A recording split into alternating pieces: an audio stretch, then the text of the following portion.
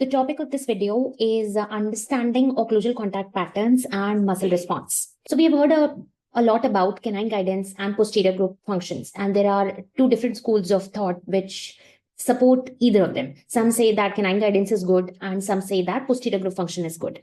In most of the cases that you see on social media, you will observe that the full mouth reconstructions are done in canine guidance. In the videos, you will see that they talk about converting a patient from posterior group function or from bilateral group function to canine guidance to correct temporomandibular disorders. So why is this canine guidance given so much of importance? Now, before explaining this, let me make it clear that I am not saying that for treating a temporomandibular disorder patient, you need to convert the patient from bilateral group function or a unilateral group function to canine guidance, which is usually advocated in these T-scan technology, which is the basis of treatment of these TMD patients, specifically the occlusal muscle disorder patients with the T-scan or the declusion time reduction technology. So I am not a very big fan of that, and I do not think that converting a posterior group function or a bilateral group function patient to a canine guidance patient is a curative treatment for temporomandibular disorder, or it should be taken up. The preference of canine guidance for me is in occlusal planning in full mouth reconstructions. So I do support use of canine guidance in full mouth reconstruction cases. So whenever you are rehabilitating your patient, especially in case where you are doing the FMR on a natural dentition, you should always give canine guidance as an occlusal planning, except in cases where canine is an implant. We are again not talking about implant FMRs. Implant FMR occlusion will be explained separately. There are different criteria for different implant FMRs for occlusal planning. So if you are doing a case on a natural dentition as a full mouth reconstruction, then you should go for canine guidance, occlusal planning, preferably. So there was a study done by linguist and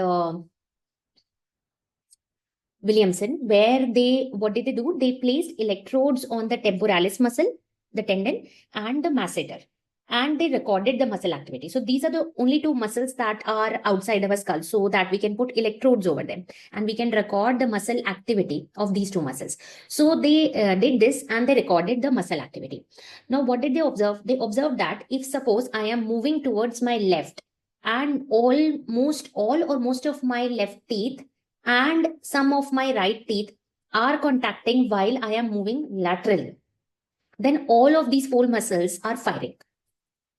Now, if they removed these contacts while I'm going to my left side, which means if I have removed my balancing side contacts. What's a balancing side? The side towards which we are moving is the working side, and the other side is called as the balancing side. So if they remove the balancing side contacts, then this side muscles stop firing, which means these contacts were involving these two muscles while I was moving the other side. When I remove the contact of these teeth, both these muscles return back to their original tone. Now they remove the posterior contacts on this side also. So what did they do? They converted the posterior group function patient to a canine guided patient. So when I was moving towards my left, only my anteriors up to canines, all of them or one of them was contacting, and all the posteriors were out of contact. What happened then? Then the masseter stopped firing. So only the temporalis was working when canine was guiding. So that is why when you give a patient a canine guided occlusion in full mouth reconstruction, whenever the patient goes to his left, only his left temporalis is working. When the patient goes to his right temporalis is working.